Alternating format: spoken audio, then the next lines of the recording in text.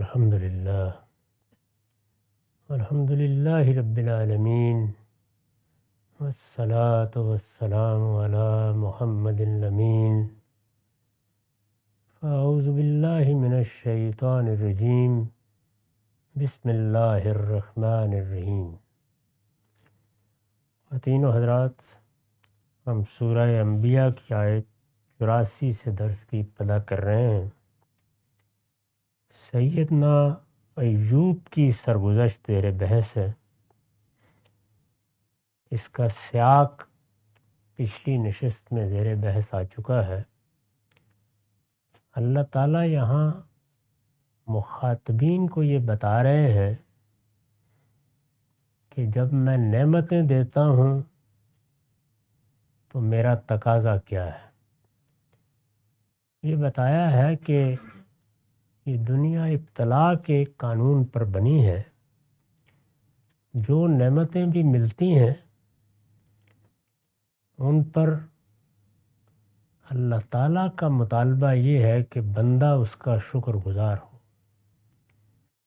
شکر اور کفر یعنی شکر گزاری اور ناشکری،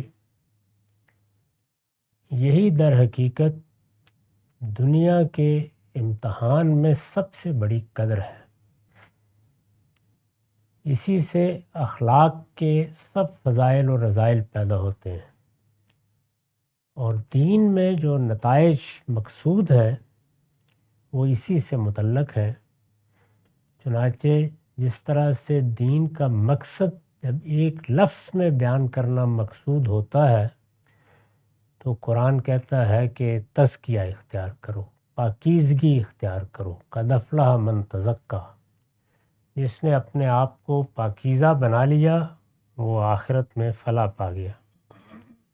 اسی طرح سے جب رویوں کو بیان کرنا مقصود ہوتا ہے تو یہ دو لفظ اختیار کیے جاتے ہیں، اما شاکرم و اما کفورا۔ یا تم میرے شکر گزار بندے بن کر رہو گے اور یا ناشکری اختیار کر لو۔ شکر کے کیا کیا پہلو ہیں وہ پچھلی سرگزشتوں میں موضوع بحث بنا لیے گئے تھے، اور خاتمہ یہاں ہوا تھا کہ قریش کو خطاب کر کے یہ کہا گیا کہ فَهَلْ أَنْتُمْ شَاكِرُونَ، پھر کیا تم بھی اسی طرح شکر گزار بندے بننے کے لیے تیار ہوتے ہو؟ اس کے بعد ایک دوسرے پہلو کو واضح کیا گیا کہ دنیا کی زندگی میں شکر کے مواقع تو آسانی سے سمجھ میں آ جاتے ہیں، لیکن صبر میں بھی شکر کیا جائے یہ مقام آسانی سے انسان حاصل نہیں کر پاتا۔ اس کے لیے ایوب علیہ السلام کی مثال بیان کی گئی ہے، اور اس سے اللہ تعالیٰ کی جو حکمت اس دنیا میں کار فرما ہے اس کا ایک نادر پہلو بھی سامنے آتا ہے۔ عام طور پر جب مصیبتیں آتی ہیں، تکلیفیں آتی ہیں اور وہ دنیا کی زندگی کا لازمہ ہے تو دو ہی چیزیں زیادہ تر زیر بحث ہوتی ہیں۔ یہ ابتلا ہے، آزمائش ہے، اس دنیا کو بنایا ہی اسی اصول پر گیا ہے، اس میں ابتلا کا قانون ہی کار فرما ہے۔ یہ عدل، انصاف، نیکی اور رحمت کی بنیاد پر قائم نہیں کی گئی۔ یہ سب چیزیں اگلی زندگی میں نمایاں ہوں گی، نتیجہ خیز ہو جائیں گی، لیکن دنیا کی زندگی ابتلا کے قانون پر بنی ہے، آزمائش کے قانون پر۔ تو اس لیے ہم اپنے آپ کو بھی بعض اوقات تسلی دیتے ہیں، دوسروں کو بھی، کہ ابتلا کو ابتلا سمجھ کے قبول کر لیجئے۔ ابتلا اللہ کے فیصلے سے آتی ہے۔ ممکن ہے کہ ہم اس کی حکمت کا اس وقت شعور نہ رکھتے ہوں، لیکن وقت کے ساتھ معلوم ہو جائے گا، اور اگر اب معلوم نہیں ہوتا تو قیامت میں معلوم ہو جائے گا۔ دوسرا یہ ہے کہ ہم اس دنیا میں غلطیاں کرتے ہیں، ہم سے کوتاہیاں سرزد ہوتی ہیں، بعض اوقات جرائم کا ارتکاب ہو جاتا ہے۔ اس میں اگرچہ قاعدہ یہی ہے کہ فرد کا محشر موت کے بعد برپا ہوگا، لیکن ایک مکافات کا قانون اس دنیا میں بھی کار فرما ہے۔ اس میں لازمی نتائج تو نہیں نکلتے، لیکن بارہا نکل بھی آتے ہیں۔ اس وجہ سے توجہ دلائی جاتی ہے اور خود بھی ہم غور کرتے ہیں کہ مصیبت آ گئی ہے، تکلیف آ گئی ہے، ممکن ہے ہم سے کوئی بڑی کوتاہی ہو گئی ہے، کوئی بڑا معاملہ ہو گیا، اور بعض موقعوں پر تو یہ سزا یا مکافات کا پہلو اتنا نمایاں ہوتا ہے کہ لوگ پکار اٹھتے ہیں، اس شخص نے یہی کیا تھا، اسی کے کرتوت ہے جو سامنے آ گئے ہیں، یہ اپنے جرائم کی سزا بھگت رہا ہے، بہت نمایاں ہوتا ہے۔ تو یہ دو چیزیں بالعموم زیر بحث رہتی ہیں۔ یہاں ایک تیسرے پہلو کو بیان کیا کہ میرے ایسے بندے بھی دنیا میں ہیں جن پر اللہ تعالیٰ کہتے ہیں میرا اعتماد اس درجے میں ہوتا ہے کہ اگر کسی وقت شیاطین یہ پروپیگنڈا کرنا شروع کر دیں کہ اہل حق کو اللہ نے بہت کچھ دے رکھا ہے، مختلف حالات آتے رہے ہیں، انفرادی طور پر بھی اور قومی سطح پر بھی، آخر مسلمانوں پر 1000 سال تک اللہ کی ایسی رحمت رہی کہ وہ دنیا پر حکومت کر رہے تھے۔ تو اس طرح کے موقعوں پر بالعموم لوگ یہ کہتے ہیں کہ اس میں کیا خوبی ہے، اتنا کچھ ملا ہے تو اس میں شکر ہی کریں گے اور کیا کریں گے۔ یہ فرمایا کہ پھر ہم اپنے کسی بندے کا انتخاب کر کے اس سے سب کچھ لے لیتے ہیں اور دنیا کو یہ دکھا دیتے ہیں کہ اگر الہی حکمت انسان کے سینے میں جاگزیں ہو اور اس نے اس کائنات کے نظم کا حقیقی شعور پا لیا ہو اور اللہ کی سچی معرفت کے ساتھ اللہ پر ایمان قبول کیا ہو، تو وہ اس حال میں بھی شیاطین کے پیرووں کو شکر کر کے دکھا دیتا ہے۔ یہ پہلو ہے جس کو اس سرگزشت سے نمایاں کیا ہے۔ اس میں بھی ظاہر ہے کہ صحابہ کرام کے لیے ایک بڑا سبق ہے، یعنی قرآن مجید کا طریقہ یہ ہے کہ وہ مخاطبین کو متعین کر لیتا ہے اور اس کے بعد پھر مختلف پہلوؤں سے حقائق کو واضح کرتا ہے۔ اس سورہ میں بھی اصل مخاطبین تو قریش ہیں، لیکن اس کے ساتھ ان میں سے جو لوگ ایمان لے آئے ہیں اور اب مختلف مسائل سے دوچار ہیں۔ یہ معلوم ہے کہ مکے کی زندگی میں صحابہ کرام کی جماعت کو بہت کچھ مشکلات کا سامنا کرنا پڑا ہے۔ ایسے لوگ تھے جو زیر دست تھے، غلام تھے، چھوٹے طبقوں سے تعلق رکھتے تھے، باہر سے آئے تھے اور یہاں کے قبیلوں کے حلیف بن گئے تھے۔ ان کی وہ حیثیت نہیں تھی کہ کوئی آسانی کے ساتھ انہیں ہدف متعین یا ہدف ستم نہ بنا سکے۔ اس طرح کے لوگ بڑی مشکلات سے گزرے۔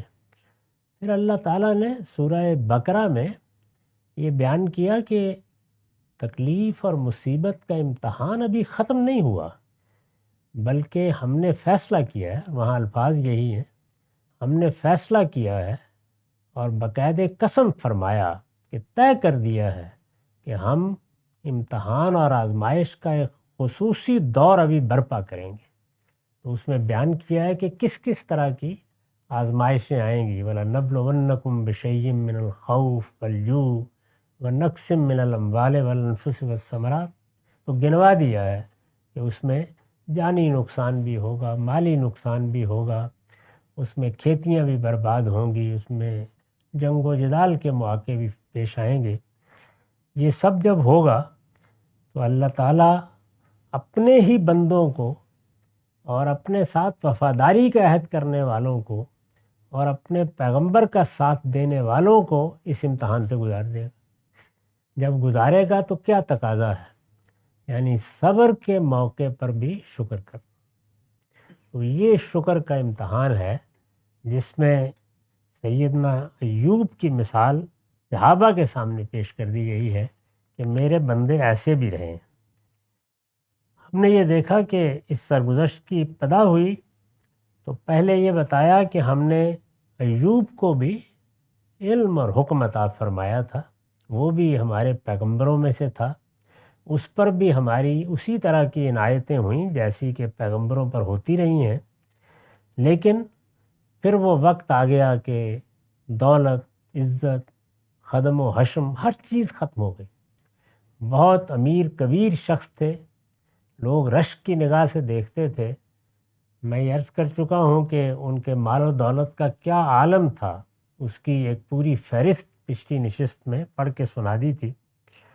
اس سب کے باوجود بہرحال اللہ تعالیٰ کی طرف سے جب ان کو ایک نمونہ بنایا گیا، یعنی وہاں نہ ابتلا کا عام قانون کام کر رہا ہے اور نہ ان کو کسی ان کے گناہ یا ان کی کسی غلطی کی سزا دی جا رہی ہے، یعنی کوئی مکافات نہیں ہے، بلکہ شیاطین نے جب ان کے خلاف پروپیگنڈا کیا کہ یہ بہت کچھ پا کر شکر کر رہے ہیں، اس میں کوئی بڑائی کی بات نہیں ہے، تو یہ بتایا کہ نہیں، میرا بندہ اپنے باطن میں شکر گزار ہے، اس لیے حالات اس شکر گزاری کا باعث نہیں ہے۔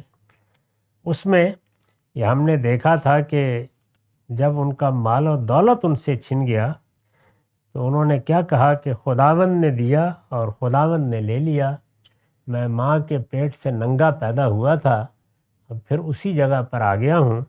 اور آخری جملہ یہ تھا، خداوند کا نام مبارک، یہ سفر ایوب میں ان کا تاثر نقل ہوا ہے۔ تو میں نے عرض کیا تھا کہ وہ اس میں بھی بہت غیر معمولی مقام پر رہے، اور پھر آزار شروع ہوا، یعنی جسمانی تکلیف۔ وہ جسمانی تکلیف کس درجے کی تھی اس کو بھی ہم پچھلی نشست میں دیکھ چکے ہیں۔ اس موقع پر انہوں نے وہ دعا کی جس میں انہوں نے یہ کہا کہ پروردگار، یہ میرا آزار ہے، اس کی تفصیلات میں کیا بیان کروں، تو دیکھنے والا ہے، لیکن میں تیرے بارے میں یہی رائے رکھتا ہوں کہ تو ارحم الراحمین ہے۔ یہ دعا جب ان کی زبان سے نکلی تو قرآن کہتا ہے فاستجبنا لہ فکشفنا ما بہ من ضر، اس نے پکارا تو ہم نے اس کی فریاد سن لی۔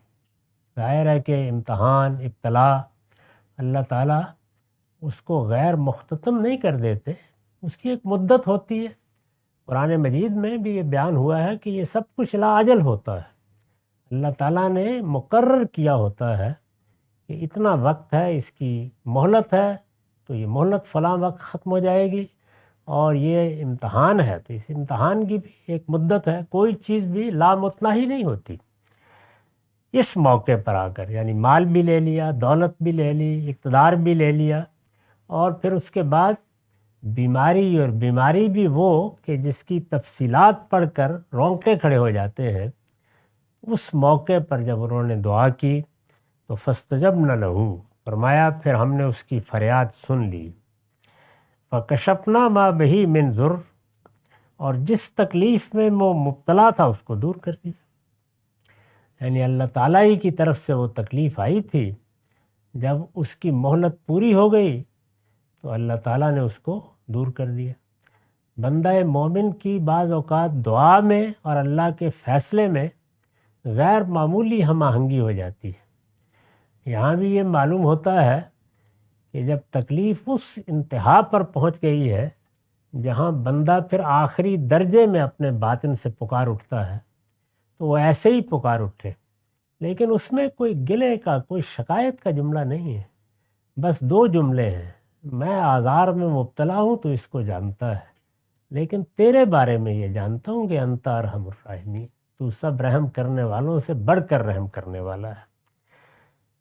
فرمایا ہم نے اس کی فریاد سن لی اور پھر ہم نے وہ تکلیف دور کر دی، جیسے کہ اس کی تفصیلات سے معلوم ہوتا ہے کہ وہ چشم زدن میں درست ہونا شروع ہوئے، اور زیادہ وقت نہیں گزرا کہ وہ تکلیف، وہ جس طریقے کے پھوڑے، جلتے ہوئے پھوڑے پورے جسم پر نکل آئے تھے، وہ ختم ہو گئے۔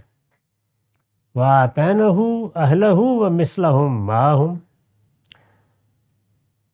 ہم نے وہ بیماری دور کر دی، وہ تکلیف جس میں مبتلا تھا اس کو دور کر دیا، اور اس کے اہل و عیال بھی اس کو دیے، یعنی خاندان بھی ختم ہو گیا تھا، دولت، اقتدار، سب کچھ چھین لیا گیا تھا، ملنا شروع ہوا واپس۔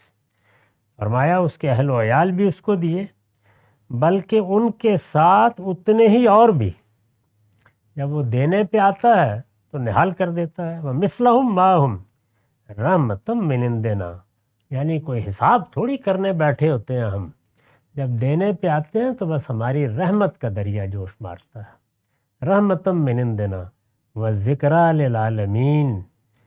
لیکن یہ دنیا بہرحال ابتلا کی دنیا ہے، اس لیے یہاں رحمت ہو یا نقمت آئے، اللہ تعالیٰ کی طرف سے ابتلا کا موقع پیدا ہو جائے یا صبر شکر کے کسی امتحان میں مبتلا کیا جائے، فرمایا یہ سب اپنی جگہ، لیکن یہ ہوتا کس لیے ہے اسے مت بھولنا، وہ ہے ذکریٰ للعالمین، ذکریٰ للعابدین۔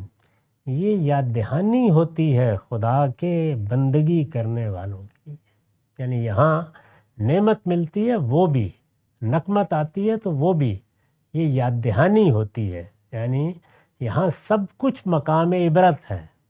نہ دولت پا کر یہ خیال کرنا کہ اب کیا ہے بابر بعیش کوش کے عالم دوبارہ نیست، اور نہ تکلیف میں یہ خیال کرنا کہ یہ کوئی انتقام ہے یا تمہارے خلاف اللہ تعالیٰ اپنا کوئی غضب ظاہر کرنے میں مبتلا ہو گئے ہیں، وہ ان چیزوں سے پاک ہے، اس کی تسبیح اسی لیے کی جاتی ہے، وہ تو رحمت ہی رحمت ہے۔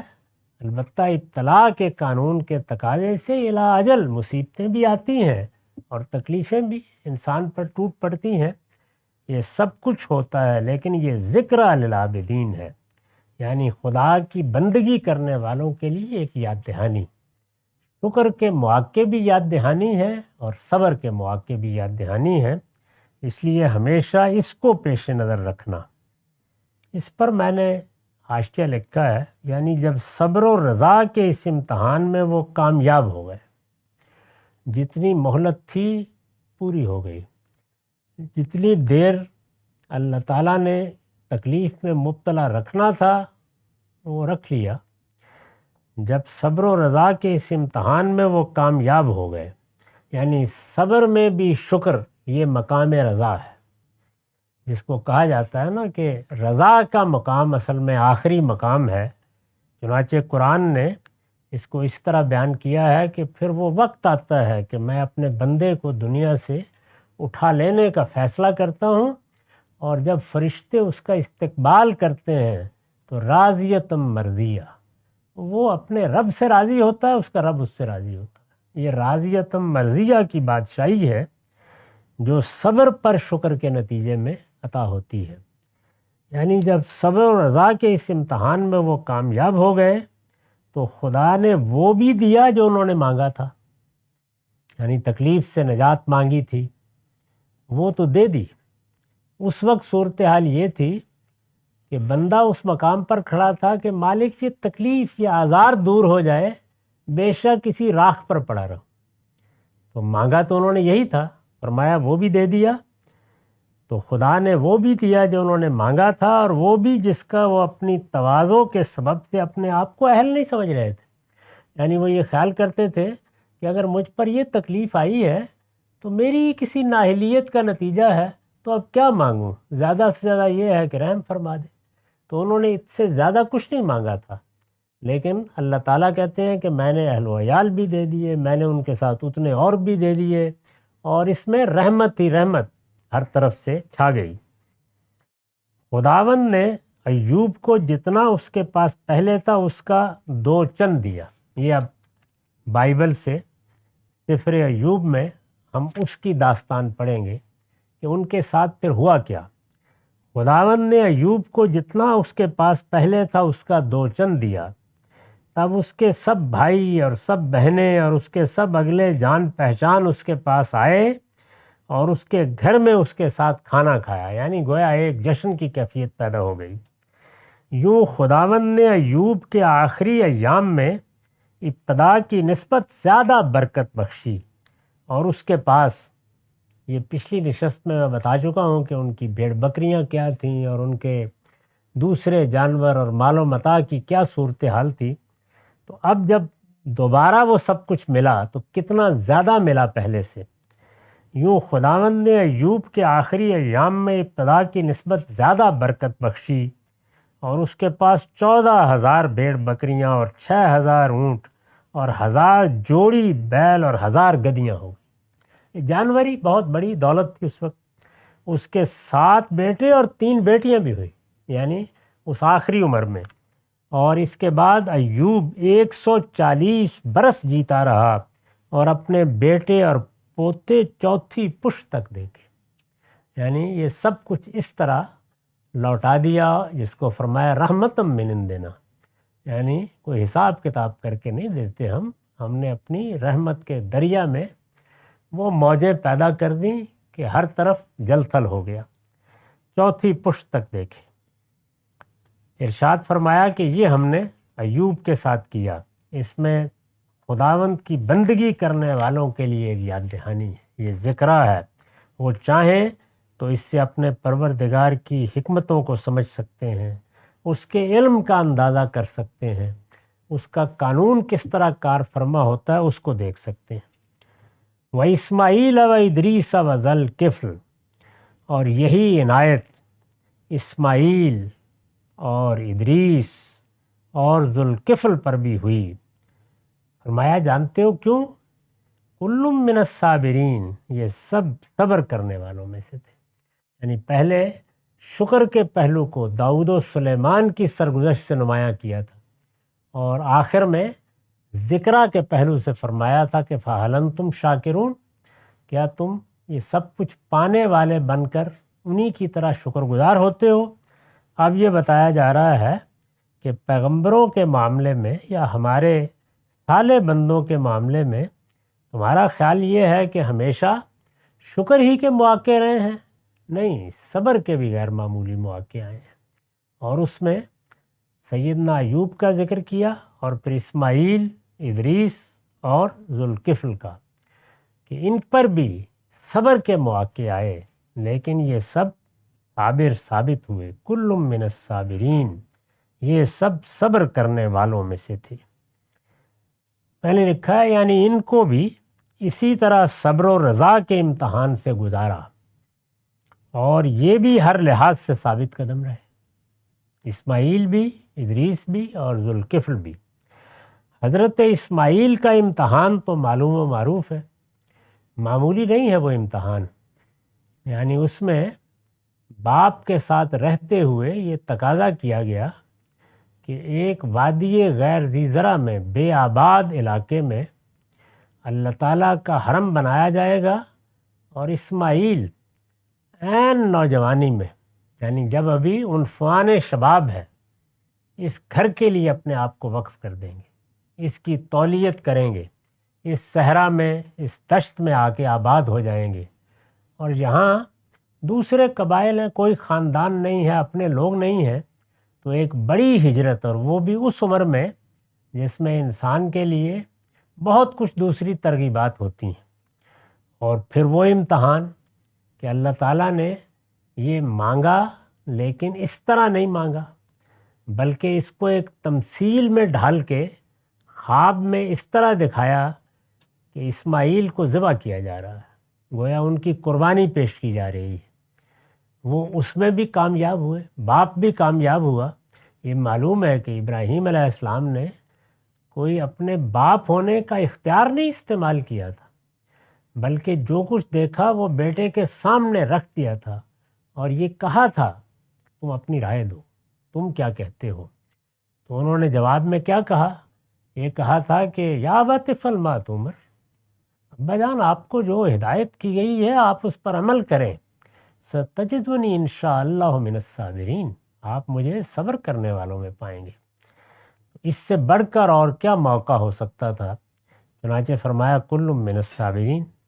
حضرت اسماعیل کا امتحان تو معلوم و معروف ہے، لیکن حضرت ادریس اور حضرت ذوالکفل کی سرگزشت حیات بالکل پردہ خفا میں ہے، یعنی یہ 2 پیغمبر ہیں جن کا ذکر تو قرآن میں آیا ہے، لیکن ان کی سرگزشت کیا ہے؟ نہ بائبل سے کچھ زیادہ معلوم ہوتا ہے، اور نہ قرآن مجید میں، مختصر ذکر ہی ہے۔ لیکن قرآن کا طریقہ یہ ہے کہ جو سرگزشتیں اس کے مخاطبین کو معلوم نہیں ہیں، یعنی اللہ تو ہر چیز سے واقف ہے، لیکن جو سرگزشتیں مخاطبین کو معلوم نہیں ہیں، ان کو اگر وہ اشارتاً بیان کرتا ہے، اس محل میں رکھ دیتا ہے جس کے بعد اندازہ کیا جا سکتا ہے کیا پیش آیا ہوگا۔ تو یہاں ایوب کے بعد اور اسماعیل کے ساتھ رکھ کے بتا دیا ہے کہ ان کو بھی صبر ہی کے امتحانات پیش آئے اور وہ اس میں کامیاب ہوئے۔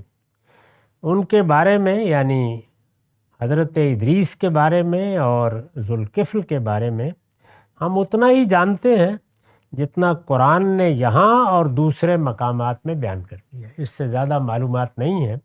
تاہم یہ بالکل واضح ہے کہ امتحان ان کا بھی اسی طرح سے ہوا۔ کل من الصابرین، ارشاد فرمایا وادخلناہم فی رحمتنا انہم من الصالحین، ان کو ہم نے اپنی رحمت میں داخل کر لیا۔ وہاں فرمایا تھا کہ جب ہم نے وہ امتحان ختم کیا تو بس ہماری رحمت کا دریا امٹ پڑا۔ یہاں بھی یہ کہا کہ ایسا نہیں کہ ہم نے ان کو صبر کے امتحان ہی کے حوالے کر دیا، نہیں، ان کو بھی اپنی رحمت میں داخل کیا۔ انہم من الصالحین، اس میں شبہ نہیں کہ یہ ہمارے نیک بندوں میں سے تھے۔ تمام انبیاء علیہم السلام خیار الناس صالحین ہی ہوتے ہیں۔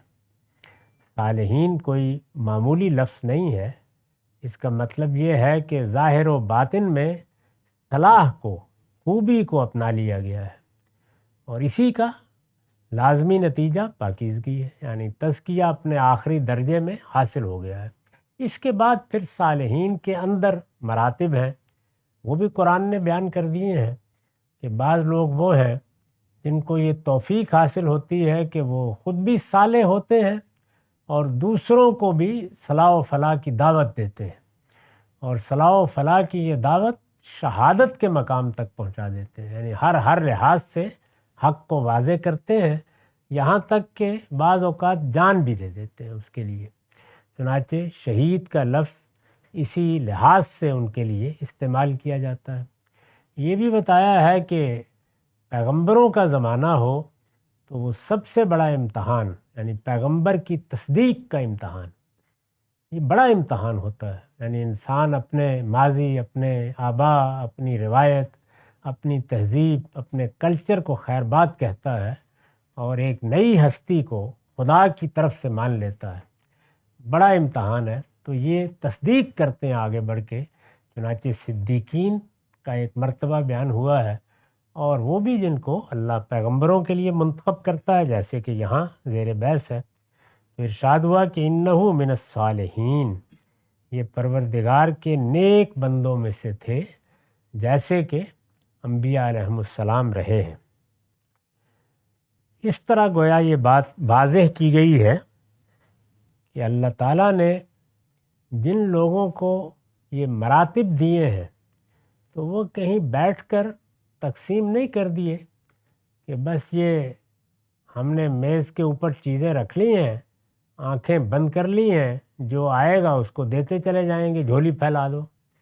نہیں، وہ جب دیتے ہیں تو مراتب کے معاملے میں ایک اخلاقی قانون ہے جو کار فرما ہوتا ہے، یعنی دولت، عزت، اقتدار، علم، حسن، یہ سب تو امتحان کے پہلو سے ملتا ہے، لیکن مراتب کا اکتساب کرتا ہے انسان۔ یعنی یہ وہ چیزیں ہیں جن کے بارے میں فرمایا ہے کہ جو چیزیں میں دے دیا کرتا ہوں ان کے لیے بھی دنیا کے قانون کے مطابق تم جد و جہد کرو گے، لیکن وہ میری عنایت ہی ہوتی ہے، رحمت من عندنا ہی ہوتا ہے۔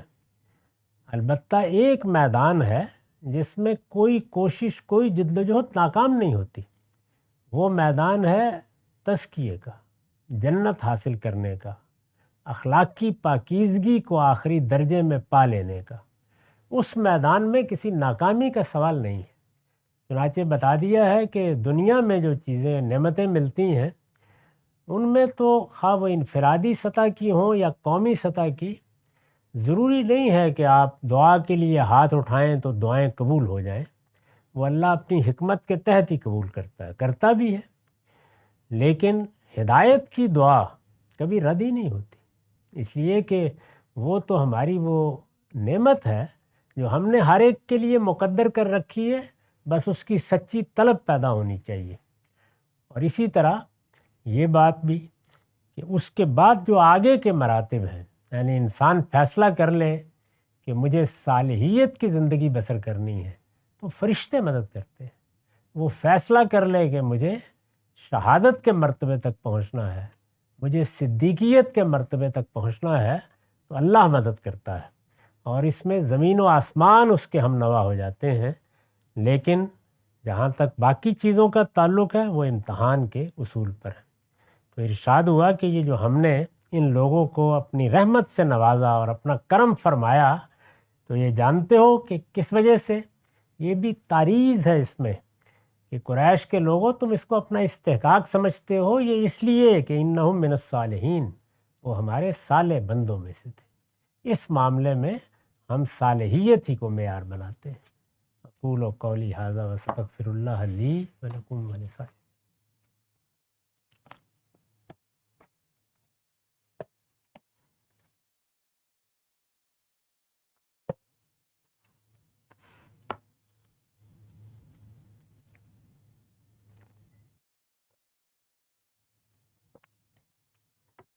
بسم اللہ الرحمن الرحیم. وعن ابی ہریرہ قال قال رسول اللہ صلی اللہ علیہ وسلم سبعۃ یظلهم اللہ فی ظلہ یوم لا ظل الا ظلہ امام عادل وشاب نشأ فی عبادۃ اللہ ورجل قلبہ معلق بالمسجد اذا خرج منہ حتی یعود الیہ ورجلان تحابا فی اللہ اجتمع علیہ وتفرق علیہ ورجل ذکر اللہ خالیا ففاضت عیناہ ورجل دعته امرأة ذات حسب وجمال فقال انی اخاف اللہ ورجل تصدق بصدقة فأخفاها حتى لا تعلم شماله ما تنفق یمینہ. یہ بخاری اور مسلم دونوں کی روایت ہے. یہاں اس کا رقم ہے 701. ابو ہریرہ بیان کرتے ہیں رسول اللہ صلی اللہ علیہ وسلم نے فرمایا 7 لوگ ایسے ہیں جن پر اللہ اپنی عنایت سے اس دن اپنا سایہ کرے گا جس میں اللہ کے سائے کے سوا اور کوئی سایہ نہیں ہوگا. یعنی محشر کی تصویر ہے، وہاں اللہ ہی کسی کو سایہ فراہم کرے تو کرے، باقی سب نعمتیں چھن چکی ہوں گی. تو ارشاد ہوا کہ اس دن اللہ سایہ فراہم کرے گا. یہ ظاہر ہے کہ ایک بڑی خوبصورت تعبیر ہے.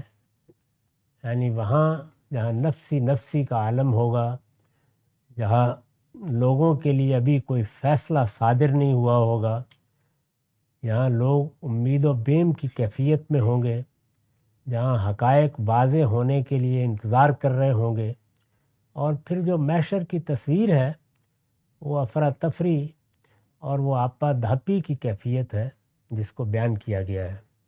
اس میں اللہ سایہ فراہم کریں گے. تو 7 لوگ ہیں. فرمایا امام عادل. پہلے وہ حکمران جس سے لوگوں کو عدل کے سوا کچھ نہ ملے. یہی اصلی مطالبہ ہے. چنانچہ قرآن مجید نے جب مسلمانوں کی حکومت قائم ہونے کا ذکر کیا اور یہ بتایا کہ ہم نے فیصلہ کر لیا ہے کہ ہم ایک ملک عظیم تم کو عطا کر دیں گے، اس موقع پر آپ یہ دیکھیے کہ سورہ نساء میں کیا ہدایات دی ہیں. اس میں یہ فرمایا ہے کہ اب جب یہ نعمت تم کو ملنے والی ہے تو قومی حیثیت سے 2 چیزیں لازم ہیں. ایک یہ کہ ان تودوا الامانات الی اہلہا، تم جو ذمہ داری بھی دو گے اہلیت کی بنیاد پر دو گے، یعنی کوئی فیصلہ میرٹ کے خلاف نہیں کرو گے. اور دوسرے یہ کہ اذا حکمتم بین الناس ان تحکموا بالعدل، اب لوگوں میں فیصلے ہونے ہیں. سب سے بڑھ کر نظم حکومت اسی مقصد سے قائم ہوتا ہے، تو تم عدالت کرو گے، انصاف کرو. 2 چیزوں کو بنیادی ذمہ داری کی حیثیت سے بیان کیا ہے. اگر کہا جائے تو کہا جا سکتا ہے کہ اصلاً نظم حکومت قائم ہی اس لیے کیا جاتا ہے، ورنہ کوئی ضرورت نہیں ہے۔ یعنی انسان کی ضرورت سے حکومت، نظم حکومت پیدا ہوا ہے۔ یہ کوئی ایسی چیز نہیں ہے کہ آسمان سے ٹپک پڑی ہے۔ جس طرح ہماری ضرورت روٹی کمانا ہے، اسی طرح دوسروں کے شر سے اپنے آپ کو بچانے کے لیے ہم ایک نظم قائم کرتے ہیں، وہ قبیلے کی سطح پر ہو، ریاست کی سطح پر ہو۔ کچھ لوگوں کو ذمہ داریاں دیتے ہیں اور پھر ان کی اطاعت کا عہد کرتے ہیں۔ انسان کے لیے کسی دوسرے کی اطاعت کرنا، اس کی فرما برداری کرنا آسان کام نہیں ہے۔ یعنی انسان اپنی حریت کو آسانی سے قربان کرنے کے لیے تیار نہیں ہوتا، لیکن کرتے ہیں، صرف اس لیے کرتے ہیں کہ عدل حاصل ہو جائے۔ تو اس لیے بنیادی ذمہ داری بیان فرمائی اور ارشاد ہوا کہ اگر کوئی امام، مسلمانوں کا کوئی حکمران، وہ عادل ہے، یعنی اس نے عدالت کو اختیار کیے رکھا۔ ظاہر ہے کہ انسان یہ سب چیزیں حد وسعی میں کرتا ہے، یعنی اس کی جتنی ہمت تھی، اس کا جتنا علم تھا، اس نے کوئی ظلم نہیں کیا، کوئی ناانصافی نہیں کی، کوئی ناانصافی نہیں ہونے دی، لوگوں کو ہمیشہ عدل فراہم کیا ہے۔ تو اس طرح کا حکمران قیامت میں اللہ کے سائے میں آ جائے گا فوراً۔ ایک یہ فرمایا، وَشَابٌ نَشَأَ فِي عِبَادَةِ اللَّهِ، اسی طرح وہ نوجوان جس نے جوانی میں ہی اللہ کی عبادت اختیار کر لی، اللہ کی بندگی اختیار کر لی۔ یعنی جوانی کا زمانہ جب انسان کے قوا مضبوط ہوتے ہیں تو وہ انسان کو مائل کرتے ہیں کہ یہ تو ایسا دور نہیں ہے کہ اس میں آدمی مسلح بیٹھ جائے، اس میں سر سجدے میں رگڑتا رہے، دیکھ لیں گے، یہ بھی کر لیں گے۔ اگر اس زمانے میں آدمی نے اللہ کی عبادت، اللہ کی بندگی کو اختیار کیا، یہ جامع تعبیر ہے، یعنی یہ فیصلہ کیا ہے کہ میں اللہ کا بندہ بن کے رہوں گا، اس کا ظہور پھر عبادات میں بھی ہوتا ہے۔ شاب نشا فی عبادت اللہ، اس نے نشو و نما اسی میں پائی۔ یہ دوسرا۔ تیسرے کون ہے؟ وَرَجُلٌ قَلْبُهُ مُعَلَّقٌ بِالْمَسْجِدِ اِذَا خَرَجَ مِنْهُ حَتَّى يَعُودَ إِلَيْهِ، وہ آدمی جس کا دل مسجد میں لگا رہتا ہے، محلے میں قریب میں مسجد ہے، اگر آپ غور کر کے دیکھیں تو اٹھے گا تو فجر کی نماز کے لیے، اس کے بعد زندگی کی سرگرمیاں ہیں تو ہر وقت خیال ہے کہ ظہر کی اذان ہونے والی ہے، جانا ہے مسجد۔ پھر کچھ آرام کیا ہے تو آرام بھی اتنا ہی کہ جو عصر سے غافل نہ کر دے۔ اسی طریقے سے پھر مغرب اور عشاء۔ تو آدمی کا دل مسجد میں معلق ہے، یعنی وہ مسجد کی نماز چھوڑنے کے لیے تیار نہیں ہے۔ جب اس سے نکلتا ہے تو اسی میں دل لگا رہتا ہے، یہاں تک کہ لوٹ کے اگلی نماز کے لیے آ جاتا ہے۔ اس کے بارے میں بھی فرمایا، وَرَجُلٌ تَحَابَّ فِي اللَّهِ اجْتَمَعَ عَلَيْهِ وَتَفَرَّقَ عَلَيْهِ، اور وہ دو لوگ جن کے درمیان دوستی، محبت اور افتراق، ظاہر ہے لوگ ملتے بھی ہیں، لوگ الگ بھی ہوتے ہیں، ایک دوسرے کے ساتھ تعلقات پیدا بھی ہوتے ہیں، ٹوٹتے بھی ہیں، لیکن وہ سب کچھ اللہ کی محبت میں ہو رہا ہے، یعنی اس میں کوئی اور غرض نہیں ہے۔ تو یہ دو لوگ بھی اللہ کے سائے میں ہوں گے۔ وَرَجُلٌ ذَكَرَ اللَّهَ خَالِيًا، اور وہ شخص بھی جس نے علیحدگی میں اللہ کو یاد کیا اور اللہ کی یاد سے فَفَاضَتْ عَيْنَاهُ، اس کی آنکھیں بہہ نکلی، یعنی خلوت میں جہاں کوئی دیکھنے والا نہیں ہے وہاں بھی آنسو بہہ نکلے۔ وَرَجُلٌ ذَاتُهُ امْرَأَةٌ ذَاتُ حَسَبٍ وَجَمَالٍ، اور وہ شخص بھی جس کو کسی ایسی عورت نے جس کا حسب نسب بھی غیر معمولی تھا اور جس کو حسن و جمال بھی غیر معمولی ملا تھا، اس کو دعوت دی، ظاہر ہے برائی کی دعوت۔ فقال انی اخاف اللہ، اور اس کے حسب و جمال کو دیکھنے کے باوجود اس نے کہا، بیوی میں خدا سے ڈرتا ہوں، انی اخاف اللہ۔ وَرَجُلٌ تَصَدَّقَ بِصَدَقَةٍ فَأَخَذَهَا فَأَخْفَاهَا حَتَّى لَا تَعْلَمَ شِمَالُهُ مَا تُنْفِقُ يَمِينُهُ، اور ساتواں اور آخری وہ شخص کہ جس نے انفاق کیا، اللہ کی راہ میں کسی کو کچھ دیا اور اس طرح چھپا کر دیا کہ دائیں ہاتھ سے دیا تو بائیں کو معلوم نہیں ہوا۔ تو یہ 7 لوگ ہیں۔ اس میں 2 چیزیں قابل غور ہیں۔ ایک یہ کہ انسانوں کے درمیان نیکی اور خیر کے معاملے میں بھی بہت سے میدان میں یہ لازم نہیں کہ ہر شخص میں ہر خوبی ہو، کسی میں کوئی غیر معمولی ہوتی ہے، کسی میں کوئی دوسری۔ تو اس طرح مختلف پہلوؤں کو رسول اللہ نے بیان فرمایا ہے۔ اور یہ بھی کہ دین میں ایک درجہ وہ ہے جس میں آدمی ضروری چیزیں اپناتا ہے۔ یہاں وہ چیزیں بیان ہوئی ہیں جو انسان کے لیے ہدف ہیں، جمال و کمال ہیں، یعنی وہ اخلاق کے اور خدا کی بندگی کے اعلیٰ مقام تک پہنچے۔ تو اس کے جو مختلف پہلو ہو سکتے ہیں وہ انسانی طبائع کے لحاظ سے کہ یہ بھی ہو سکتے ہیں، یہ بھی ہو سکتے ہیں، حضور نے ایک ہی موقع پر بیان کر دیے ہیں۔